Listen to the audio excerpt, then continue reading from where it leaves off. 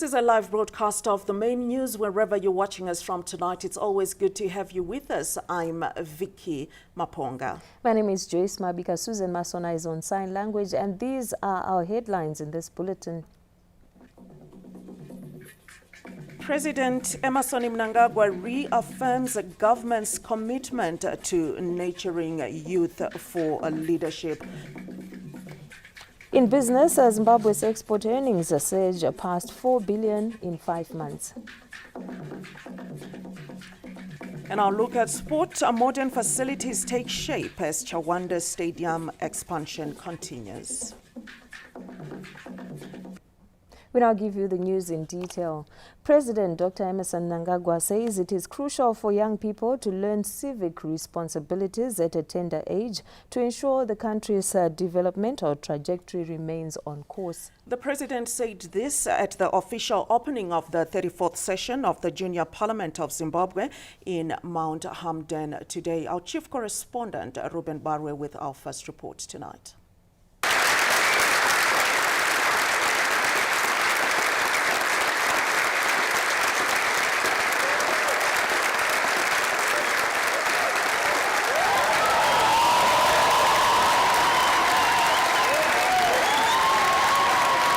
The 34th Junior Parliament began at Mount Hamden Complex, with the President as guest of honor, observing a minute of silence following the passing on of a young legislator of Zaka Central, Kimberly Mngasha.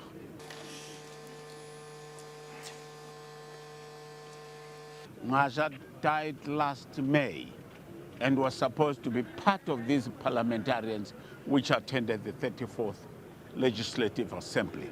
Yes, this is an assembly marking 34 years after the declaration by the African Union that the 16th of June is the Day of the African Child, and in Zimbabwe it was celebrated belatedly. The president said youths of yesterday came up to the plate and did their part in dislodging colonialism in this country. And the country did not come on a silver platter. The values passed down by our forebears, which now define us as a people, as Zimbabweans, and the great nation we are, should be deliberately revisited and instilled in our children and the youth. It is also important that they know their history, not only at the national level, but their respective family history as well. Let us not deprive them of their right to our rich cultural heritage. He then said he listened to the debates of the young legislators. The decorum and everything goes in sync with the senior parliamentarians. And he is happy that these junior parliamentarians are doing what is expected of them. Honorable junior members of parliament are applauded for the focus and the seriousness with which you have approached your debates. The issues raised are practical, urgent, and deeply connected to the daily realities of children, families, schools, communities, and our nation as a whole. Following your deliberations, cabinet ministers responded within their respective portfolios. That is how participatory governance ought to be, always grounded in the lived realities of the ordinary people of our country. The president spoke about the people who made Zimbabwe to be there, that it was not only Zimbabweans, but other countries in the region, other countries abroad contributed to our being. And let's embrace everybody, be it Zimbabwean or foreign, in our country and work out for development for each and every person who reside in this country. So as the 387 legislators from across the length and breadth of this country return to their respective constituencies, schools strewn across this country, they went with several messages from the President of the Republic about how to build a viable economy and what's expected of them as young people still vibrant. The youth dividend is with them. You represent millions of children and young people across Zimbabwe. I therefore challenge you to be aware that leadership is not in title. It is in the manner you serve, the manner you respect, and the manner you honor others, as well as the choices you make and the discipline you demonstrate day in, day out. I therefore call upon you to use this platform wisely towards deepening your sense of responsibility and service to your motherland, to your country. Much more lies ahead of you. You have a future. I equally challenge all the children and young people of our motherland, Zimbabwe, to play their part and promote the interests of Zimbabwe. Work hard, chase your dreams, and reject activities and the beliefs which undermines your future. Embrace experiences that build character and contribute to the collective good of our motherland, Zimbabwe. So, though belatedly, Zimbabweans are celebrating 34 years of the African Child's Day, which came in on the 16th of June 1976, when young people in South Africa rose against the Boer administration in South Africa, where the apartheid regime was suppressing the African people, teaching young people to learn everything in Afrikaans. And they said no. And the president said we should continue cultivating our youth to know the ethos and the values of hard work, discipline, and patriotism. Ruben Barwe, ZBC News, at the Parliament buildings in Mount Hampden. The need to create an environment where young people are recognized as active partners in building the nation took center stage during the official opening of the 34th session of the Junior Parliament of Zimbabwe in Mount Hampden today. From the vibrant arrival of the junior service chiefs, the inspection of the Junior Guard of Honor, and the grand entrance of the child president in the chamber. The 34th session of the Junior Parliament definitely lived up to its billing as an affirmation that the nation truly believes in the voices, ideas, and potential of young people, and with a booming voice that immediately earned the attention of the entire August House from the first word he uttered. The child president, His Excellency Tinashe Mugodi, boldly declared that government should implement targeted measures aimed at reintegrating the influx of child returnees into the education system. We commend the government for its ongoing efforts to ensure that our brothers and sisters return home safely. At the same time, we urge that targeted measures be strengthened to ensure the smooth reintegration of returning children into the education system. Now, had it not been for the uniforms and probably the height of junior legislators, one would have surely thought that this was a usual National Assembly seating, owing to the quality of debate over a motion moved by the Child Minister of Justice, Legal and Parliamentary Affairs on ensuring universal access to water, sanitation and hygiene for every child in Africa. Kana wana asina mvura yakachena haangave neutano. Kana mwana asina utano haangadzidze. Naizvozvo ndakamira pamberi penyu ndichimiririra nyaya imwe chete yekushayikwa kwemvura yakachena muzvikoro zvedu. Inini ndinotenda kuti nyika inovakwa nevene vayo. Tinotenda kuti utano ndiyo simende yacho yatinoshandisa kuaka nyika iyoyo.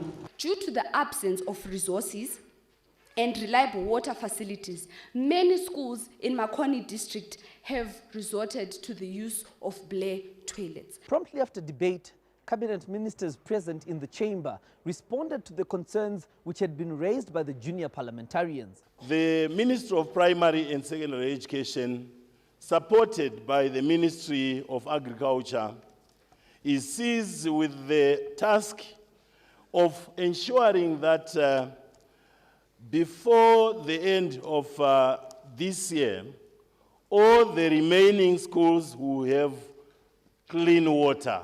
Through the devolution program, we're encouraging every rural district to purchase a drilling machine so that they can drill required boreholes.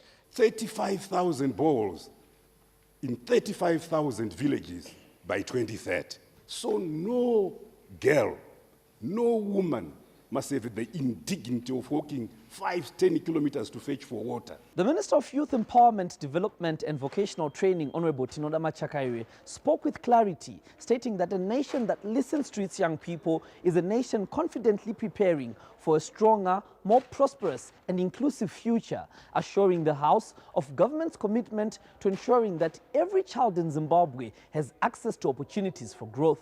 They've spoken with confidence. They've spoken with integrity. They've debated with maturity. They've challenged us with conviction. Your contributions reminds us that leadership is not determined by age, but by vision, courage, and commitment to serve. And at the end of the day, the junior Speaker of Parliament, Honorable Prince Tarirana, adjourned the House, but one fact remained undisputed. These boys and girls are not passive youths, but are quite alive to the needs of their own generation. And at this rate, Zimbabwe's future can only be brighter. Panashe Nangoli, ZBC News, Mount Hamden.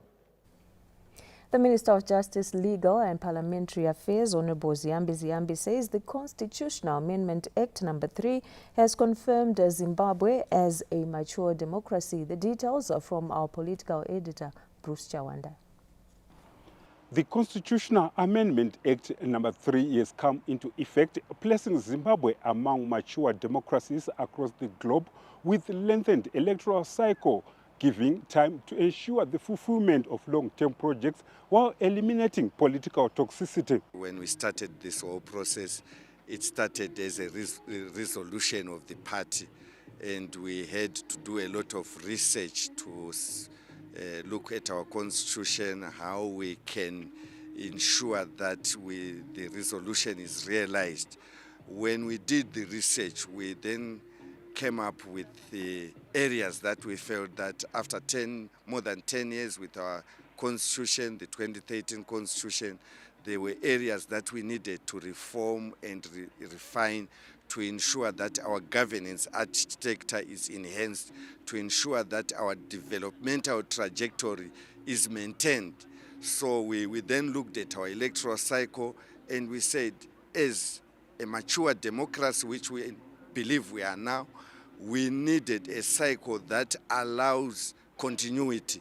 We needed a cycle that allows long-term projects to be realized. The Act elevates Parliament to an electoral college on the election of the President, while the Senate will have additional 10 senators appointed based on their expertise. The Act indirectly has indeed elevated Parliament in that the generality of the people now will now repose their vote to members of Parliament who would then elect the President. So now the Parliament will now sit as an electoral college to elect the president. So that is one of the functions that Parliament has now been bestowed with. The Zimbabwe Delimitation Commission has come into effect with the government focusing on sensitizing citizens on the new provisions. We then also had to create a delimitation commission that is separate from ZEC to ensure that we had specialized individuals that deal specifically with delimitation and allow the electoral body to deal with issues to deal with elections alone. And we believe that this allows the electoral body to be a specialized electoral organ. History has been made. We are very thankful to His Excellency for assenting to the bill. It's now an act. The new law dovetails with aspirations of Zimbabweans who supported the bill during public consultations to promote continuity and stability. Bruce Chawanda, SABC News, Harare. The Minister of Information, Publicity and Broadcasting Services, Dr. Jemu Soda, says Constitutional Amendment Act No. 3 of 2026 is a milestone that ushers in a new constitutional dispensation for Zimbabwe. In a statement, Dr. Soda said the achievement belongs to Zimbabwean citizens who raised their voices in unison, thereby shaping the destiny of the nation. He noted that the journey to the constitutional amendment witnessed one of the most extensive and participatory constitutional reform exercises in the country's history. Dr. Soda saluted legislators for executing their mandate in a manner that honored the trust reposed in them by the electorate. He highlighted that the Constitutional Amendment Act No. 3 is more than an amendment. It is a milestone representing a collective resolve to create a more coherent governance framework by addressing electoral cycles, strengthening institutions and improving policy continuity. Dr. Soda said Constitutional Amendment Act No. 3 is not an end, but a foundation upon which to build a brighter future for generations to come. Love, hope and compassion greet returnees as the First Lady, Dr. Auxilia Mnangagwa, welcomes assisted voluntary returnees at the Beitbridge Reception and Support Center. For many of the assisted voluntary returnees who crossed back into the country from neighboring South Africa through the Beitbridge border post this Tuesday, the journey home was met by a warm embrace of compassion from the First Lady, Dr. Auxilia Mnangagwa. This comes after the First Lady visited the Reception and Support Center where they are being assisted in Beitbridge. In welcoming them, the First Lady took time to interact with them, assuring that they are not alone. Ndatanga kuya kuno samai kuti aiwa ndarwadziwa ini nekuti chiitiko ichi chakaitika pasina kugadzirira, pasina audziwa kuti kokoko ichidai. Saka zvakabata hurumende nedzimuri tose tiri kutambudzika nechiitiko ichi. Saka kumusha uku kwamauya kuno ndinokutambirai maita inda ndichikutsvakai imi. Ndichikutsvakai kuti muripi. Uyai tivake vasikana, uyai tipinde kumabasa ekukudza mhuri dzedu, uyai tinge tiri pamwe chete tichirangana upenyu hwevana vedu huchienderera chiregai kutsamwa vana vangu. Izvi zvatopera izvi. Mauya kumusha kuzovaka. Ndoda kuti zita rako ringe riripo pakuvakwa kwenyika inonzi Zimbabwe. Ndati ndiuye kuzokuonai muzive kuti aiwa tiri kukugamuchirai namaoko edu ose. Zvamauya vana vangu maita, munonditsvaga kuti amaita asvika pano ndopedu, uyai muchiona kuti tinoitei. President vati vana vangu uyai. Maprojects akawanda akakumirirai vana vangu, mayouth, madzimai, vana baba ndetinovaka.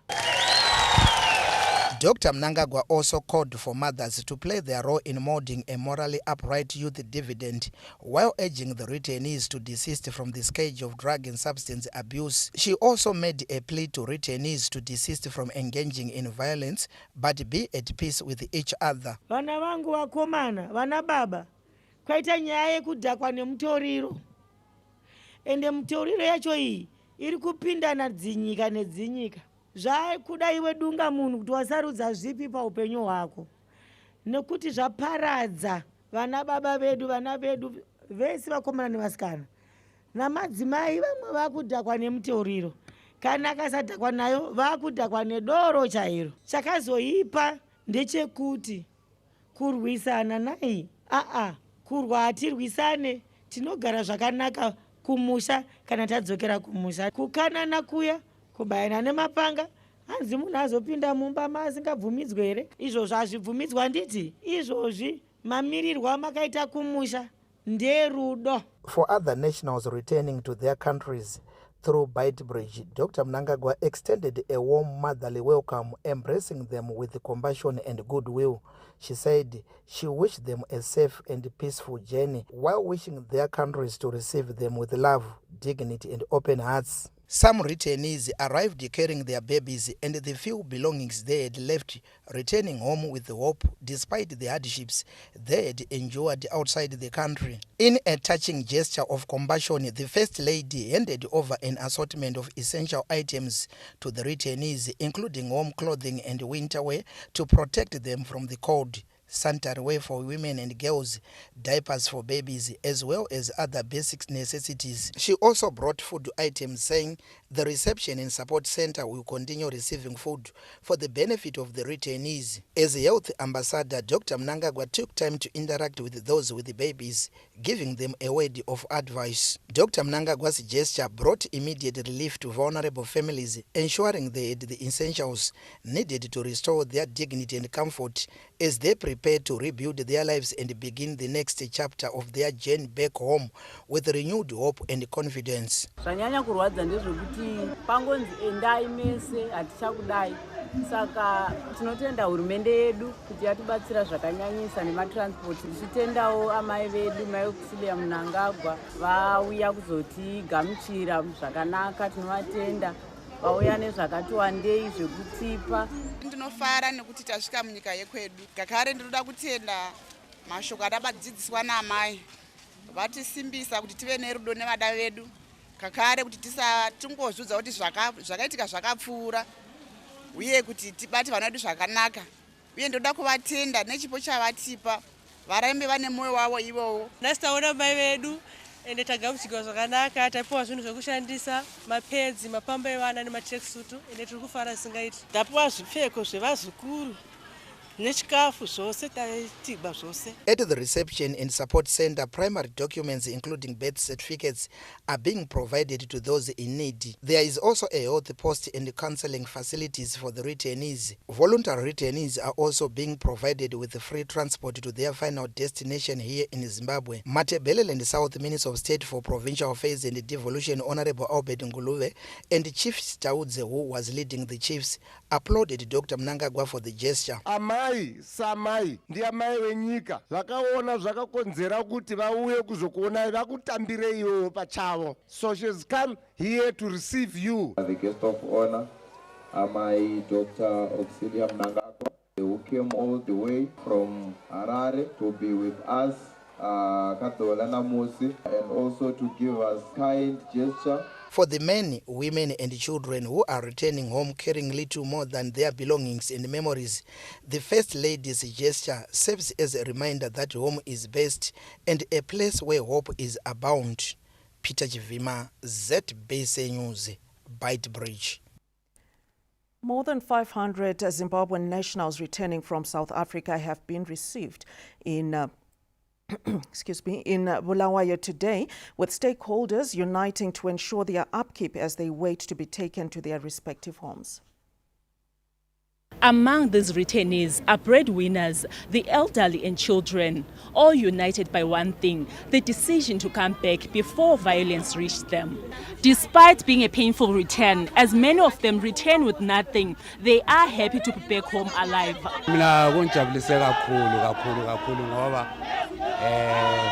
Lakhona le Goli bese sinendawo kade sesincenga ukuthi abantu sibahlanganise sibase isigedi ngasethembise iVory e2 ngaseholweni bakhona abasela abanye abafowethu basancenga abafowabo ukuthi babuye bephila. Ngabule kakhulu ngokuthi lisithethe lezo sibeke ekhaya lasibalekisa lenkinga esibhekene nayo.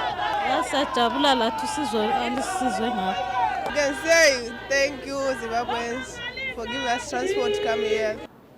The returnees will be housed here at this local church, which has been turned into a reception area while they await to be taken to their respective homes. The church we are here, siyazwisisana. As a church, sizahamba abantu bethu, size sibone ukuthi bahle. Ento esicabanga ngomqondo omunye futhi lo mama. Volunteers are also proud to open their doors in the nation's hour of need, as they've made donations towards the upkeep of the returnees. The role we decided to play really is being supportive. We are one, we are still Zimbabweans.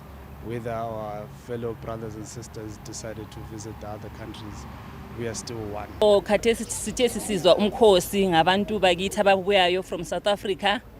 Lamanye ama-churches lathi sahamba sakhala ko-Fort Wellsel ukuthi bakithi besicela lisincedise. The repatriation exercise speaks to government's commitment to ensure the successful repatriation of all Zimbabweans wishing to return home. We all agreed, the churches, the civil protection unit yethu, ukuthi, oh, by the way, we are one, we are a family. Lokhana ukuthi kuthiwe kule government ngale sathi thina government yithi sathi thina nanku umsebenzi ophambi kwethu. From fear in a foreign land, these returnees represent thousands who have chosen safety over danger. Lisa Correa, ZBC News, Bulawayo. Cabinet approved the Zimbabwe Gastronomy Tourism Strategy 2026 to 2030. A brainchild of the First Lady, Dr. Auxilia Mnangagwa, who's also the country's tourism ambassador. Our reporter, Tafara Chukumira, caught up with the Minister of Tourism and Hospitality Industry, Honorable Barbara Rodzi, to unpack some of the key pillars of this strategic plan. Honorable, can you just tell the nation some of the key issues within this strategy? Okay, thank you very much. To start with, let me thank the First Lady who took a call on the vision of our President since 2019, the inception of gastronomy tourism conversation in our country and within our society, where she took it upon herself to reintroduce our Zimbabwe traditional cuisine back to the society. She's named the Queen of Gastronomy for Africa simply because of this program. We have 4 pillars in this. One that speaks to innovation frameworks, another one speaks about branding of our own gastronomy as Zimbabwe, and another one that is speaking about capacity building for our own people, and then the economics of it to our own people. We have a lot that needs to be done. When we thought First Lady has given us this, we thought it was on a silver platter, but the discovery, and again from her advice, is now we need to have an integration of all the government MDSs to ensure that we really bring our gastronomy back. Another key aspect is to catch them young. This is where the Minister of Education comes into play. There were also concerns that there seem to be some gaps with regards to processing plants, especially in rural communities, where most of the products that produce this gastronomy are based. How does the strategy address some of these issues? The President introduced rural industrialization. These crops, when they are grown, they are not supposed to come to the big cities. We must have factories that then turn the grains into the food that should be taken for preparation. We only want to see these products in the cities when they are now being bought by our tourism operators. It must not be a problem for anyone to say, we only have to go to Mbari Nochagatsalo. Now that the strategy has been approved by Cabinet, what's next? Implementation, right away, implementation. So the Cabinet approved 11 ministries to come together. And now we go to the round table as we are these 11 ministries, now to allocate each other. Thank you so much, Honorable Rosie, the Minister of Tourism and Hospitality Industry, just giving us a breakdown of the Zimbabwe Gastronomy Tourism Strategy that was approved by Cabinet this Tuesday. The Zimbabwe Broadcasting Corporation has entered into a strategic partnership with DSTV Zimbabwe in order to ensure that its content is broadcast in high definition on the DSTV platform with immediate effect. For years, the Zimbabwe Broadcasting Corporation ZBC faced challenges where content produced in high-definition HD by the national broadcaster was being downscaled to standard definition SD when broadcast on the DSTV platform. These technical disparities regarding broadcast qualities are now a thing of the past after a strategic partnership between the national broadcaster and DSTV Zimbabwe. It's a very important partnership that we value as a business, and we are also extremely excited to welcome ZBC to HD distribution as our biggest free-to-air channel in Zimbabwe. We are also excited in terms of broadcasting the Zimbabwean and true authentic stories in high definition. According to ZBC Chief Executive Officer Mr. Sugar Chagonda, the development will ensure premium viewing experience for ZBC audiences. Since time immemorial, we were getting complaints from our viewers who were complaining in terms of the quality of our broadcast. But now we are very happy that there has been a strategic intervention from our strategic partner, that is DSTV. Our engagements have yielded positive results. Why? Because all along we have been packaging our content in high definition, but they were broadcasting it in standard definition. So now through that engagement, we continue to package in high definition, and now they are distributing that content in high definition. Meanwhile, ZBC is set to launch its over-the-top OTT platform Z Plus this Thursday, marking a significant shift in how the national broadcaster delivers content to the public. ZBC is being responsive,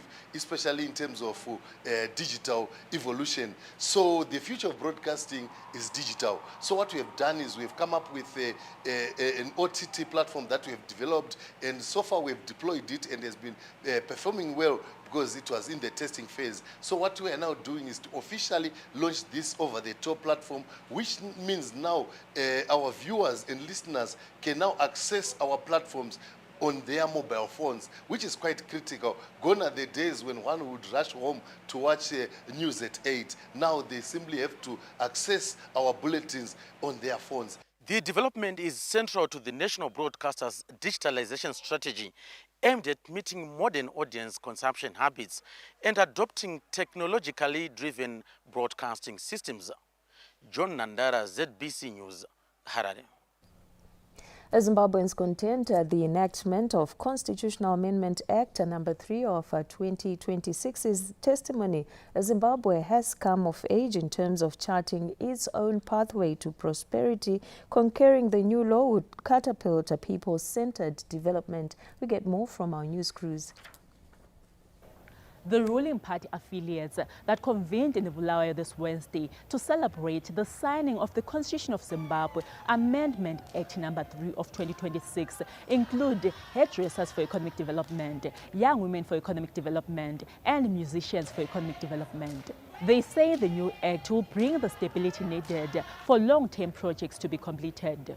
Tine mufaro chaizvo nekuona zvavanga vachiita vachigadzira maroad amaprojekti amaningi abesilela endleleni manxa kungala externally yelokuze yomthetho khathesi kodwa sesiyakwanisa ukuthi siqedise konke ebesikwenza ngovision 2030 uzasinceda ukubana thina njengama-hairdresser amatsha siqhubekele phambili sisiba siphumelela. The national chairperson of Hairdressers for Economic Development, Kerezia Dagwaira, said the signing of the new act into law is an indication that entrepreneurs will continue to be empowered until 2030. We're waiting for this day. It's been long. Sikijima, City Cap 3. Khathesi is now a law. Vision 2030 has been fulfilled. Musicians for Economic Development also echoed the same sentiments. Sithi umongameli ngophi number 3 law. The consensus from the ruling party affiliates is clear. The new law is an opportunity for the Second Republic to continue translating its developmental projects into reality. As Zimbabwe enters a new constitutional chapter following the signing of the Constitutional Amendment Act number 3, the atmosphere here in Victoria Falls is one of optimism. Percentage employment muMartin North yakanyamuka nokubudikidza nama-mining activities amutikana mwange kasakasayo kuno kuVictoria Falls macompanies amuzhura mahotels akavakwa mamwe achinovakwa zokutondedzera kuti vana vedu vati muzvara vachawana mishini. Tabana makampani nasuvo, the women-led companies, timukwanisa nasuvo kutenda major companies like Hivana ZPC. Having this continuation of leadership means also continuation of things to completion.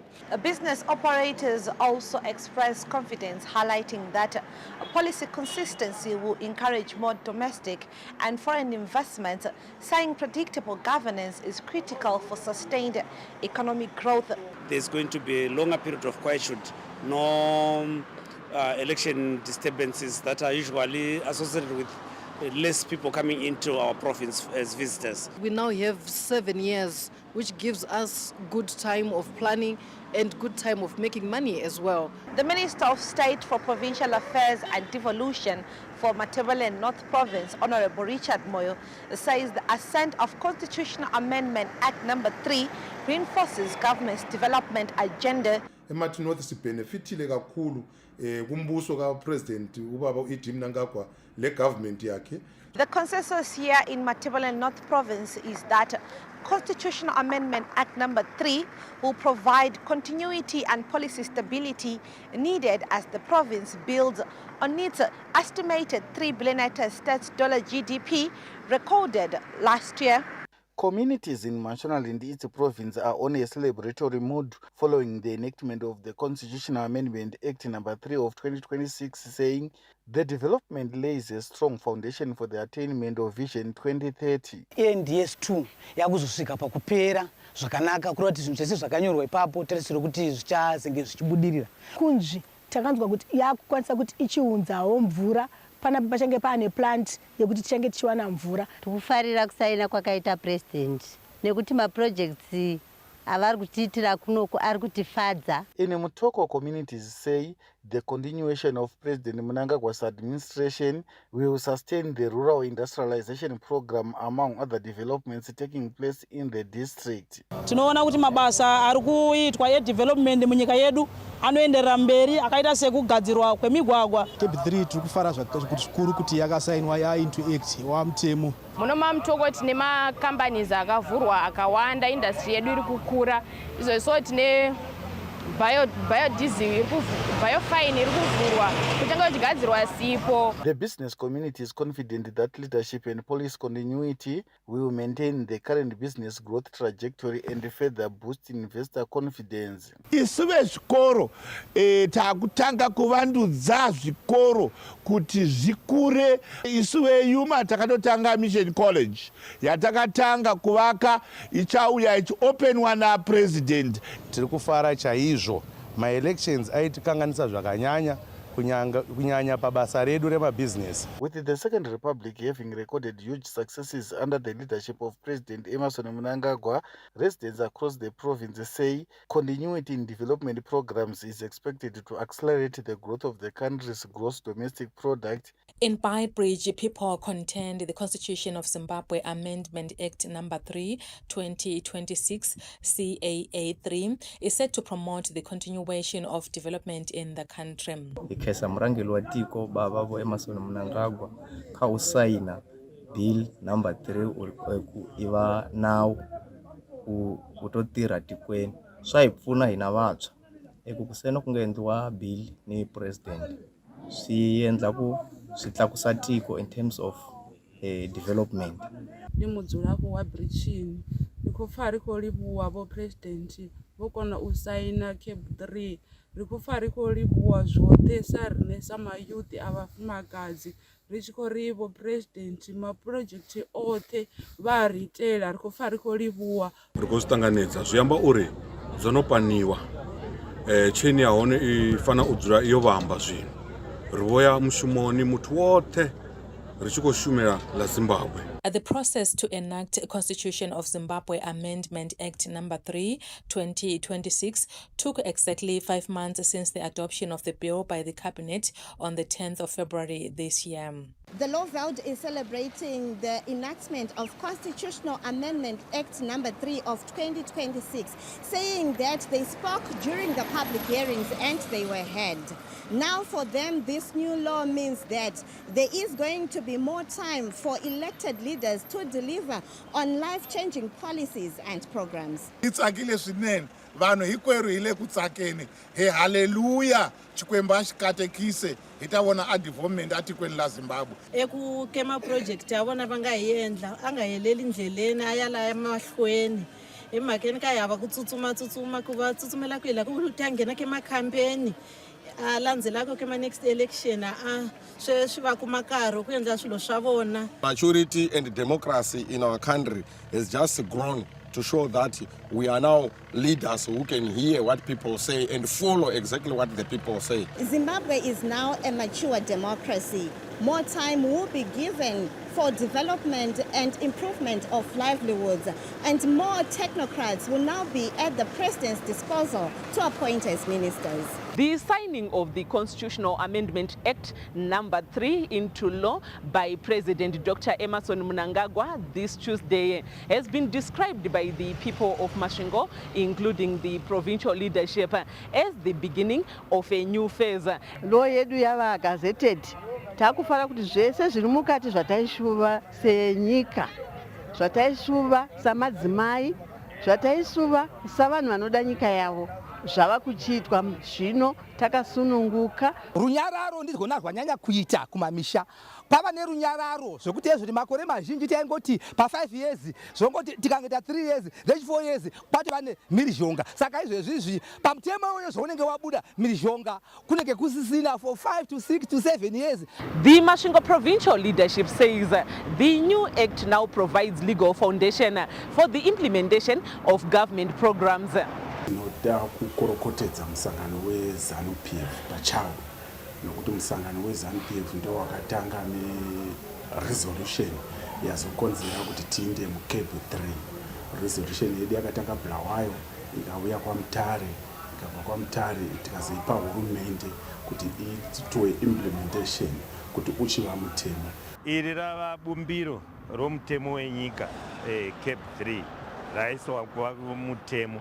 Saka tinokurudzira kuti ruzhinji rwemuno muprovinsi medu tichifokasa munyaya dzekusapota bumbiro romutemo wedu tichiita maprojects edu nekuti maelection anouyisa kugwidzana kusabatana kwakawanda. Political analyst Mr. Joere Mukusha, who is also a lecturer at the Great Zimbabwe University, said the new act now paves way for the operationalization of its provisions.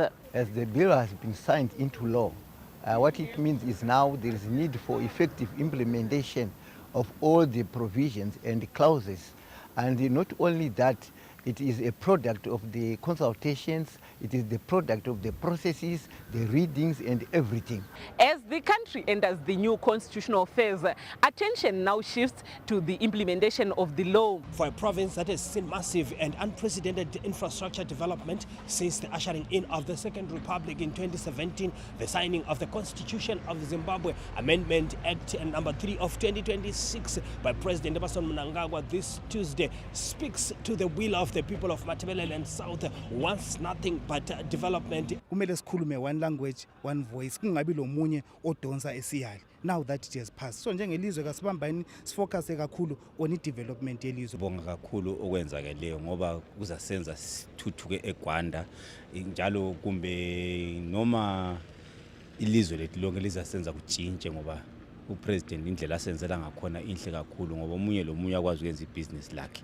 For the municipality of Gwanda, which is eyeing a city status by the year 2030, the signing of the Constitution of Zimbabwe Amendment Act number 3 of 2026 will ensure that there is quality service delivery and there is policy continuity.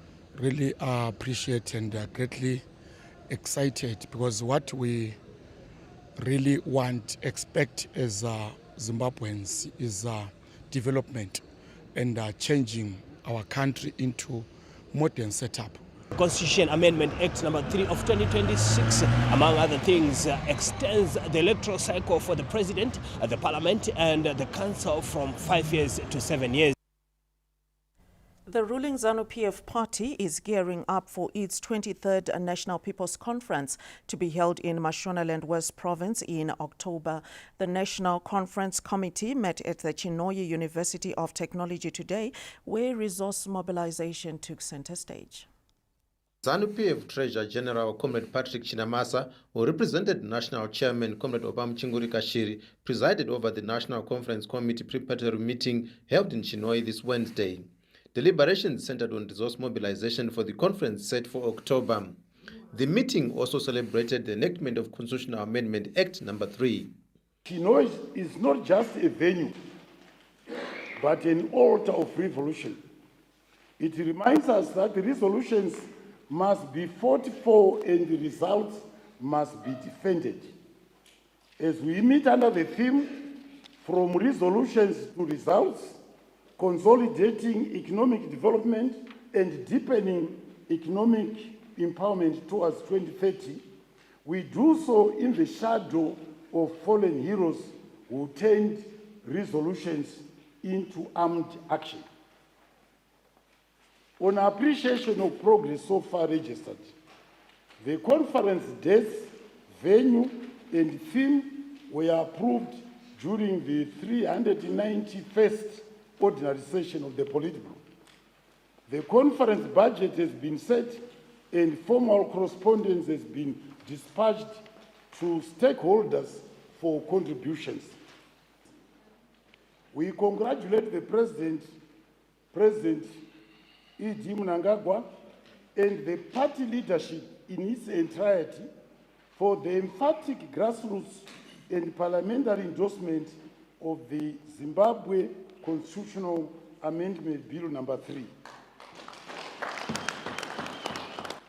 ZANU-PF Mashonaland West Provincial Chairperson Comrade Mary Mliswa Chikoka said the province is ready to host the annual People's Conference. Everything went well. My reports were given on where we are. Pada polishwa, pada kunadzurudzwa. Saka as a province tukufara, kutijo tukufamba ne progress yakanaka. And then the few touch-ups that need to be done, we just have to pull together and make sure tijo shinobuda shakanaka. Remember, these and more stories are available on our website at www.zbcnews.co.zw. And you can also link up with us on various social media platforms. We are ZBC News Online. We still have more news to come, and here's a look at what you can expect. And now look at business news. Zimbabwe's export earnings surged past 4 billion in 5 months. We'll look at sport later, where modern facilities take shape as Chawanda's stadium expansion continues. We're taking a break. Join us shortly.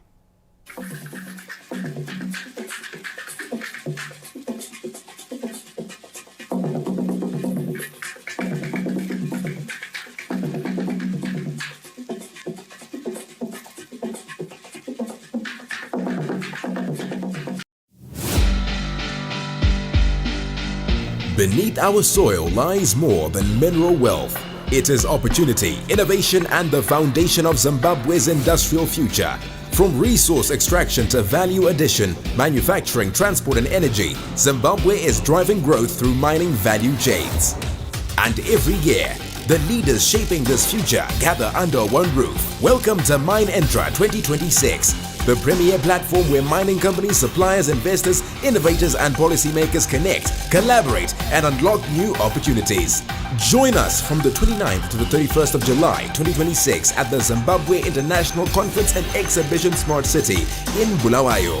Exhibit at MineEntra 2026 to expand your network and grow your business. Register your attendance today. MineEntra 2026. Unearth, transform, prosper. Anchoring economic transformation through mining value chain.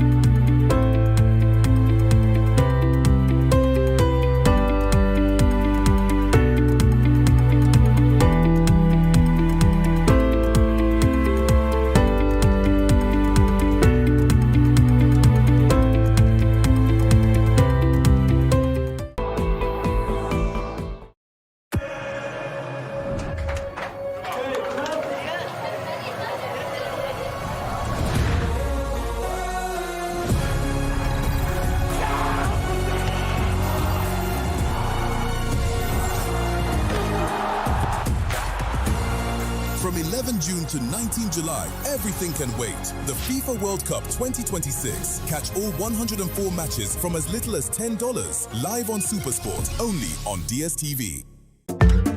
The Ministry of Industry and Commerce, in collaboration with Africa Economic Development Strategies and Zimtrade, invites you to the first ever Zimbabwe Industrialization Conference and Expo, ZIS, scheduled to take place on the 23rd to the 24th of July 2026 at the Harare International Conference Center's main auditorium under the theme, Accelerating Industrialization Through Regional Value Chains, Innovation and Trade. The ZIS conference will be officially opened by His Excellency, the President Dr. E.D. Mnangagwa, brings together policymakers, academia, industry leaders, diplomats, importers, exporters, and the business community to come up with strategies that strengthen the industrialization agenda through high-level evidence-based policy discussions. To participate as a delegate or exhibitor, call Rivimbo on 0712-385-024 or Natalie on 0783-180-866. Do not miss this opportunity to be part of the narrative that shapes Zimbabwe's economic landscape as the nation progresses towards Vision 2030. Elevate by EcoBank is designed for women at the forefront of growth, where women hold 50% or more ownership, because ownership is power. For companies where women lead with confidence, with 20% or more representation in management and on boards, shaping strategy, guiding decisions, and driving progress. And for businesses that create real opportunities for women, with 30% or more female employment. These are the women. These are the businesses. This is the future Elevate is built for. Through Elevate by EcoBank, you unlock access to African markets through My Trade Hub.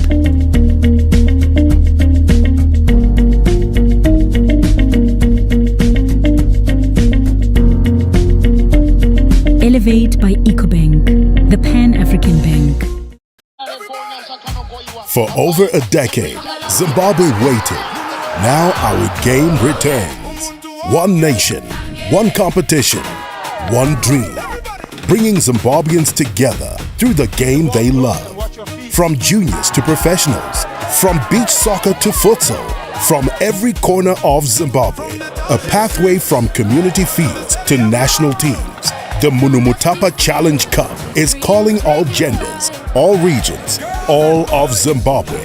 The biggest cup challenge this nation has ever seen. Follow the journey, support your team, be part of history.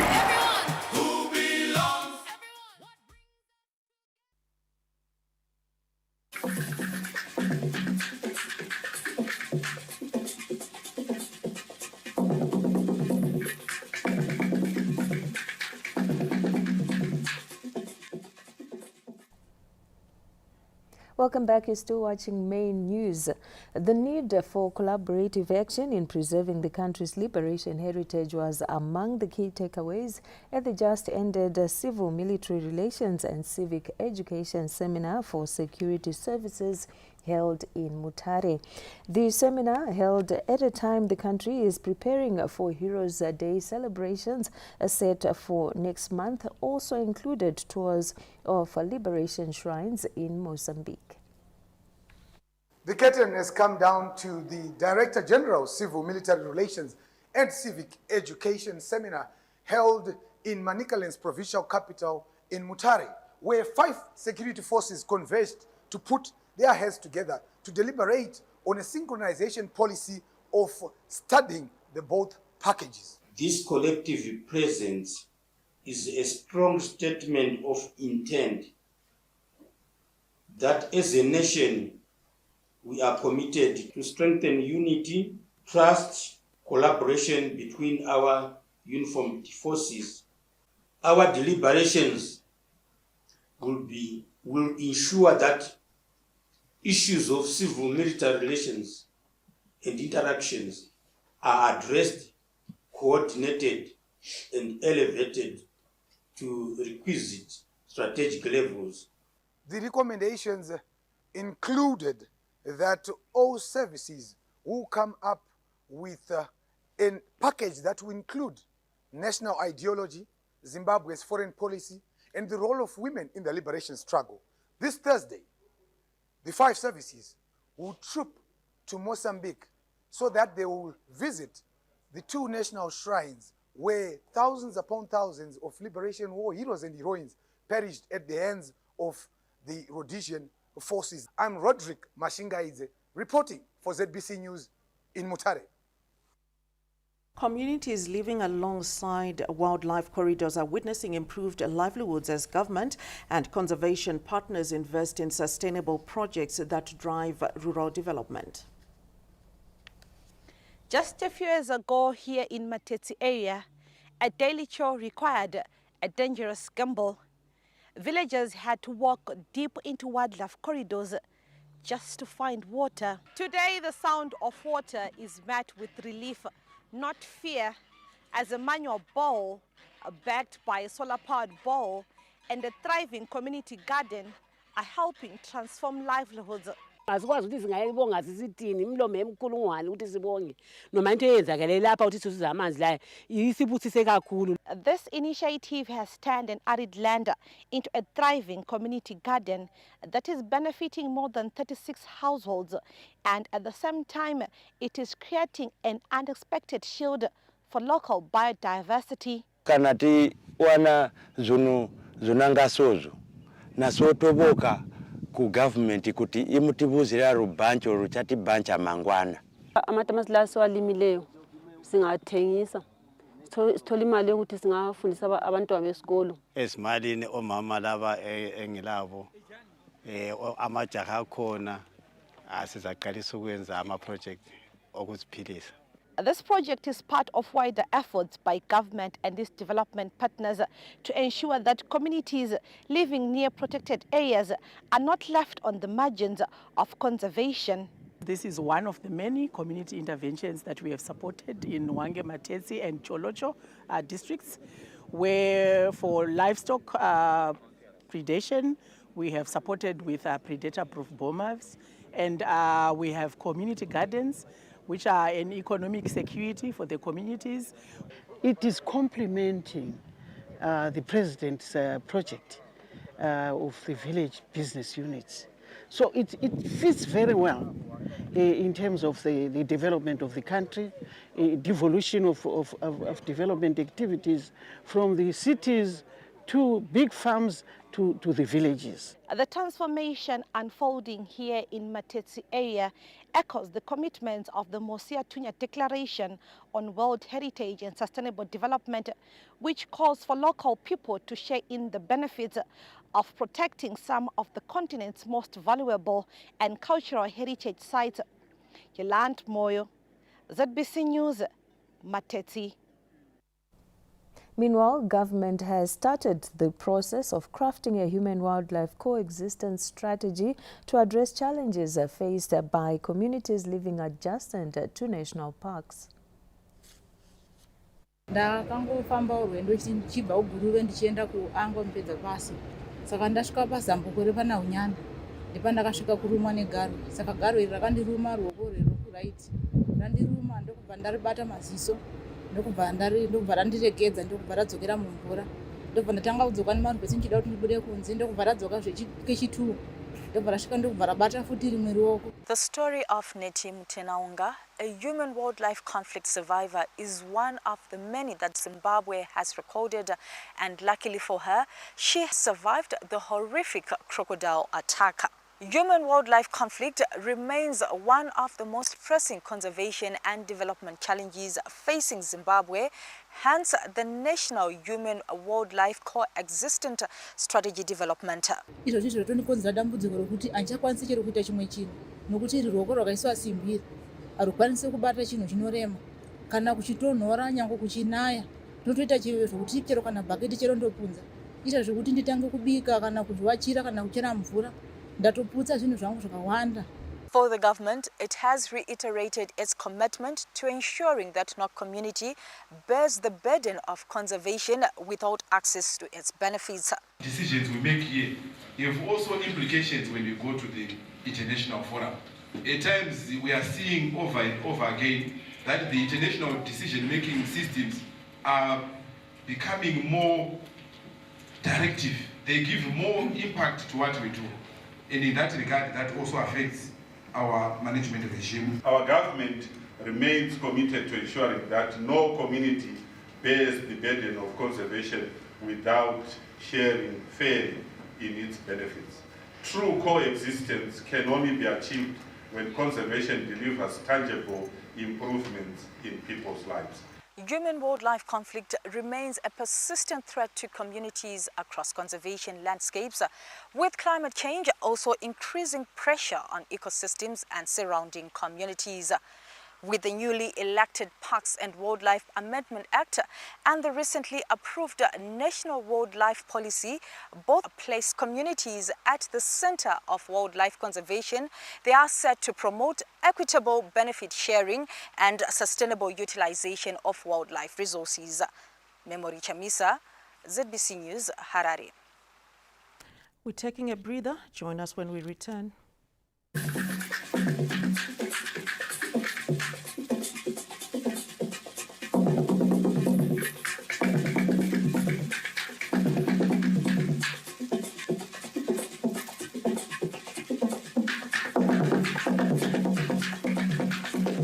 The Minister of Higher and Tertiary Education, Innovation, Science and Technology Development, Honorable Dr. Frederick M. Shava, is pleased to announce that His Excellency, the President of the Republic of Zimbabwe, Comrade Dr. Emmerson Dambudzo Mnangagwa, will officially commission the Mutoko Bioeconomy Industrial Park in Mutoko, Mashonaland East Province on Thursday, 9 July 2026.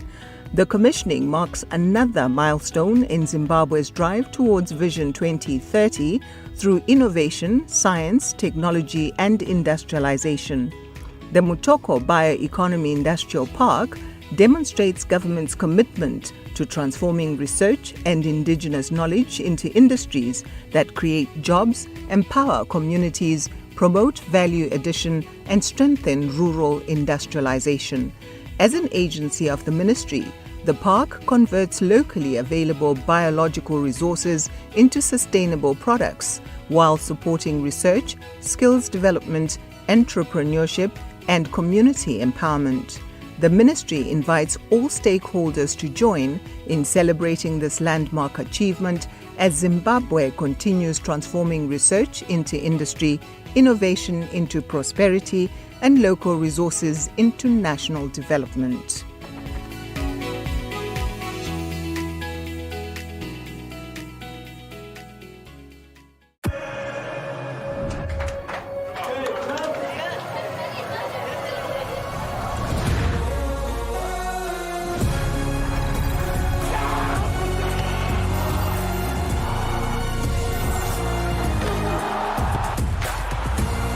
From 11 June to 19 July, everything can wait. The FIFA World Cup 2026. Catch all 104 matches from as little as $10. Live on SuperSport, only on DSTV. Construction of the B and C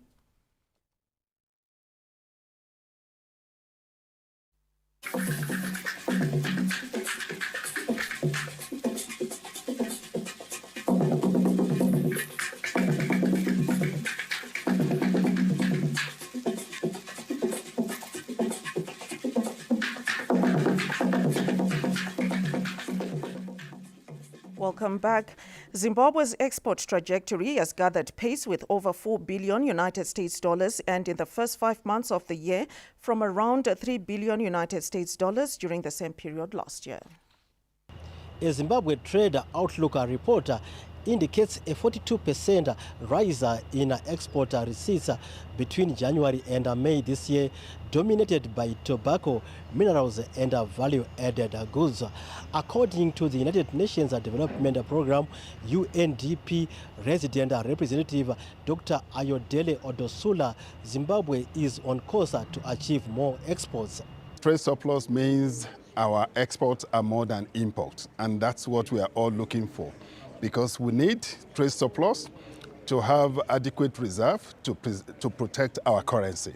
Horticultural Development Council Chief Executive Officer Mrs. Linda Nielsen explains the growth opportunities as Zimbabwe begins blueberry exports to China. Last year we had about 650 hectares under blueberry production, exporting around 9,500 tons.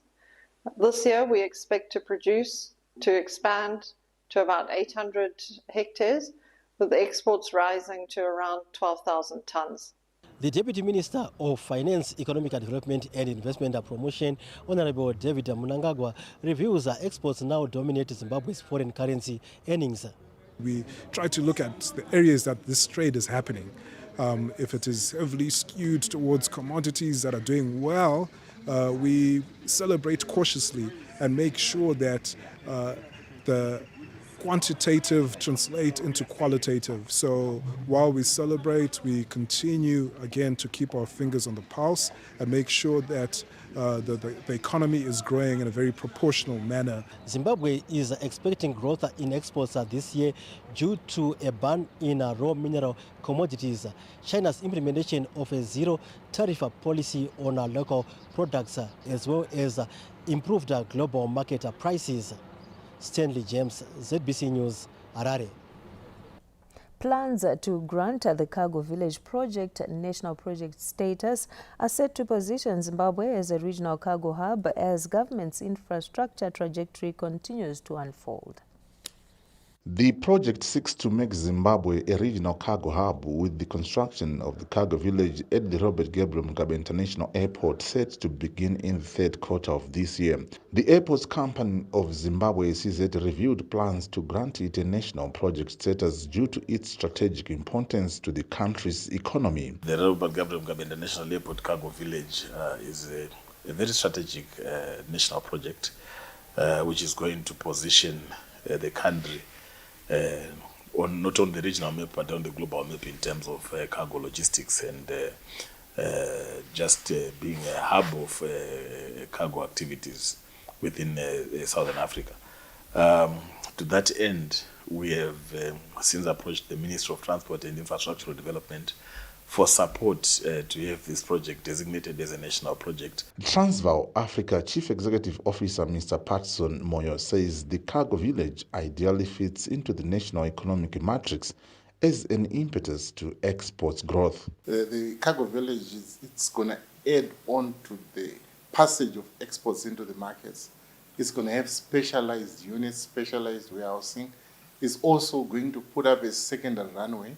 You are aware we've got only runway at the airport. Now we have another runway that mostly specializes in cargo. So this will increase capacity for the country. The cargo village also comes with an additional runway to accommodate more airlines into Zimbabwe as the country continues to attract more airlines on the back of the expansion of the Robert Gabriel Mugabe International Airport to annual passenger carrying capacity of 6 million people, making it one of the largest in Southern Africa. Owen Mandova, ZBC News, Harare. We're taking a break. When we return, we bring you sport. Stay tuned.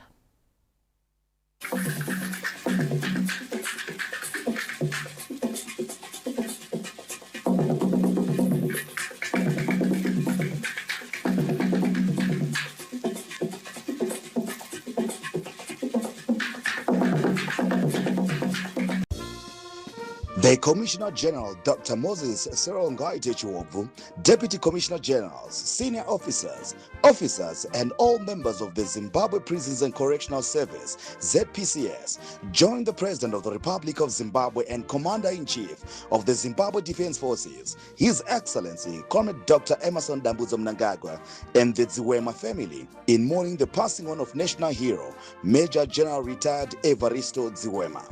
We are deeply saddened by the loss of Major General Retired Ziwema, whose Chimurenga name was Comrade Kid Marong Rong, a devoted patriot who spent decades serving Zimbabwe with distinction, a veteran of the liberation struggle, a brilliant military commander, and a remarkable public servant. He was driven by an enduring love for his homeland. His tireless commitment to our national sovereignty and development leaves a legacy that will be respected for generations. Following the birth of a new nation, Major General Ziwema continued to serve the country with loyalty and distinction across multiple fronts. After a dedicated tenure in the Zimbabwe National Army, where he steadily rose through the ranks to occupy strategic command and staff appointments such as Brigade Staff Officer, Director of Procurement, Director of Finance, and Director General for Personnel, he seamlessly transitioned into public service following his retirement from active military service in December 2017. He brought his wealth of leadership experience to the government. He initially served as a principal director in the Ministry of Youth, Indigenization and Economic Empowerment before ultimately transferring to the Ministry of Veterans of the Liberation Struggle Affairs, where he championed the administration and welfare of his fellow comrades as chief director until his death. The ZPCS family honors the immense sacrifice, unyielding courage, and lifelong patriotism of this distinguished leader. Inspired by his exemplary legacy, we reaffirm our dedication to safeguarding the gains of our independence through our constitutional mandate of incarceration, rehabilitation, and reintegration. We extend our deepest condolences to the Ziwema family, praying for their strength during this painful time. We bid farewell to a loyal patriot who spent his entire life in selfless service to Zimbabwe. May his soul rest in eternal peace. Zororai murigare gambare magamba. Lala ngoxolo qhawe lamaqhawe. Rest in eternal peace, hero of heroes. ZPCS for incarceration, rehabilitation, and reintegration of offenders into society.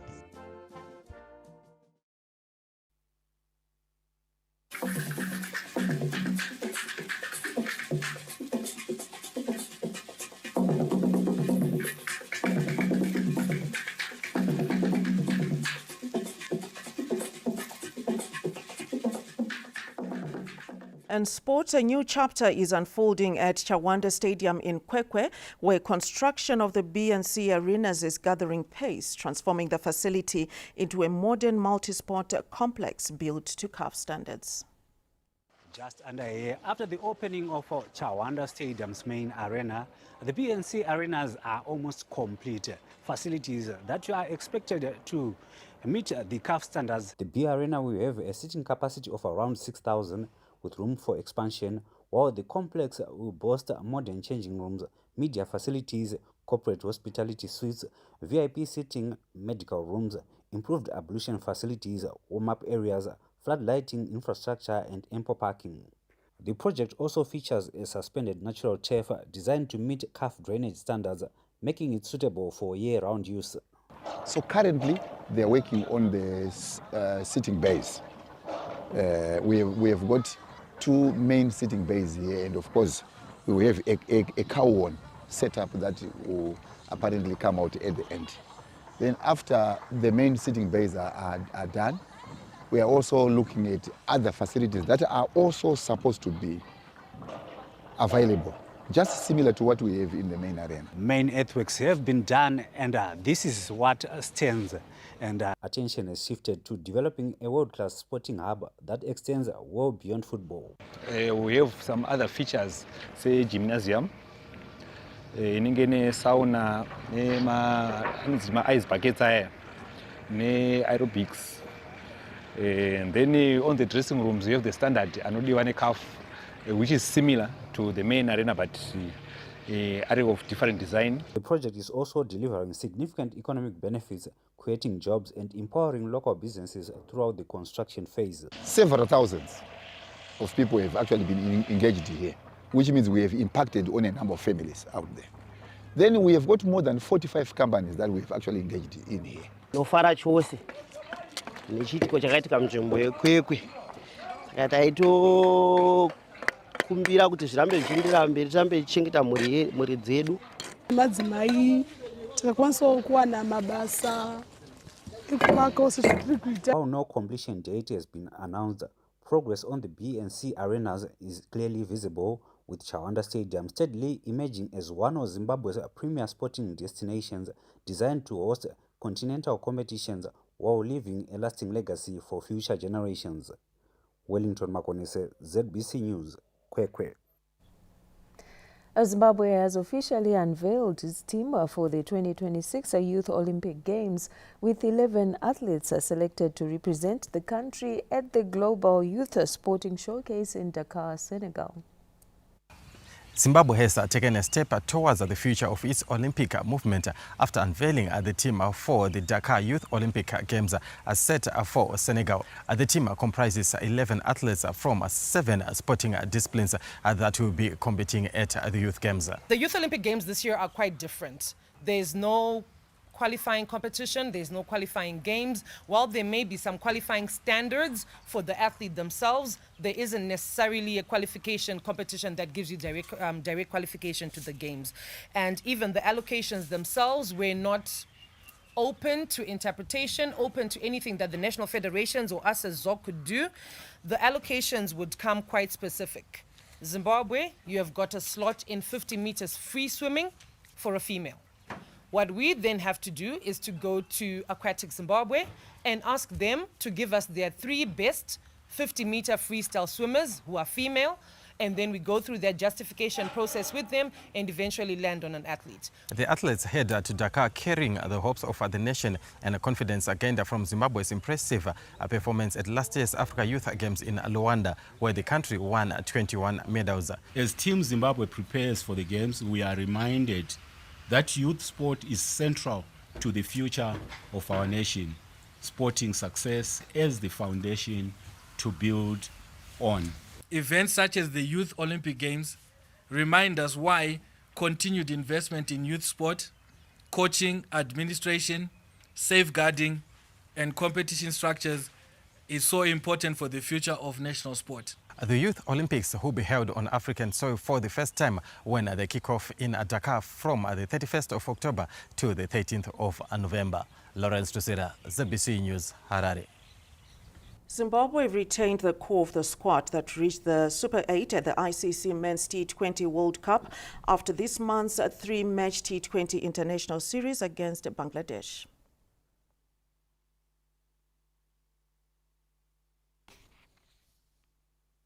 Zimbabwe Cricket has largely kept faith with the squad that enjoyed a historic ICC Men's T20 World Cup campaign, naming a 50-man squad for the 3-match T20 series against Bangladesh.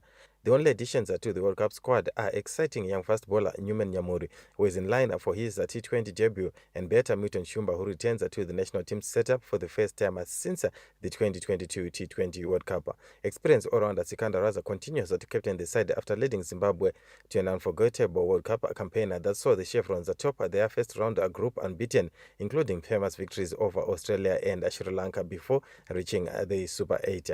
Ben Karen also retains his place after being drafted into the squad as an injury replacement and could make his T20 debut alongside Nyamori during the series. Zimbabwe will, however, be without Graham Creamer, who has been ruled out with a fractured left arm, while Brendan Taylor and Tony Munyonga also miss out. The 3-match T20 series will be played at Queen's Sports Club in Bulawayo on the 15th, 17th and 19th of July, with Zimbabwe looking to build on the momentum of their outstanding World Cup performance. Lawrence Trusida, ZBC News, Harare. Meanwhile, Zimbabwe will be aiming to wrap up the 3-match one-day international series when they face Bangladesh in the second ODI at Harare Sports Club this Thursday. Confidence is high in the Chevrons camp after Zimbabwe produced one of their most spirited bowling displays to defeat Bangladesh by 25 runs in the opening one-day international. After being dismissed for just 141, a few gave Zimbabwe a chance. However, disciplined bowling, sharp fielding and unwavering belief saw the hosts bowl Bangladesh out for 116 to take a 1-0 lead in the 3-match series. The victory extended Zimbabwe's recent resurgence following their historic Test series triumph over Bangladesh and underlining the team's growing resilience in pressure moments. Attention now shifts to the second ODI, where the hosts will be looking to seal the series with a game to spare. Zimbabwe once again bank on their bowling attack to deliver, while the batting unit will be eager to post a more competitive total after struggling for runs in the series opener. Bangladesh, meanwhile, face a must-win encounter to keep the series alive and are expected to come out with a greater intent after squandering a strong position in the first match. The second one-day international gets underway this Thursday, with the third and final match scheduled for Saturday. Lawrence Trusida, ZBC News, Harare. Egypt's historic FIFA World Cup campaign came to a heartbreaking end after surrendering a 2-goal lead to lose 3-2 to Argentina in the round of 16 this Tuesday. For 79 minutes, the match belonged to Egypt, playing in their first ever FIFA World Cup knockout match. The Pharaohs stood on the brink of one of the greatest upsets in tournament history, holding a commanding 2-0 lead over defending champions Argentina. But the holders staged a dramatic late comeback. Christian Romero sparked the revival by pulling one bag before Lionel Messi drew Argentina level, forcing Egypt onto the back foot. Deep into stoppage time, Enzo Fernandez headed home the winner in the 92nd minute to complete a remarkable turnaround and book Argentina's place in the quarterfinals.